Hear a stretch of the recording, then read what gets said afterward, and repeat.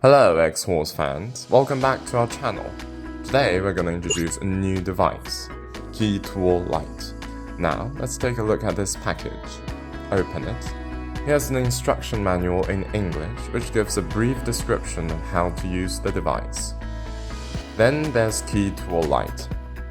1 programming cable and 6 wired remotes as gifts. Please note that the gifts are limited, first come, first served. TOOL LITE is very small and compact. If anyone is wondering how much it weighs, now you know the result. The coil is used to read transponder and remote data, collect remote frequency, and collect transponder data.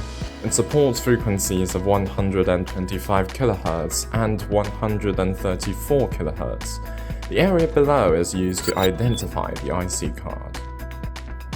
And there's a working status indicator. If it is on, the device is in working mode. And a flashing light that indicates that the device is upgrading. This port is used to connect the programming cable. TOOL LITE is a wired device. The cable features a Type-C interface and can only be connected to Android phones with the OTG function. The iPhones are not supported.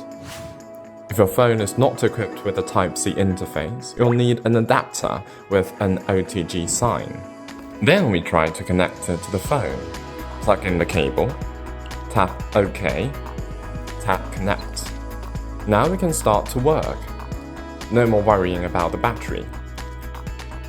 Please note that if your phone pops up such a dialog box, you need to follow the prompts to turn on the OTG function.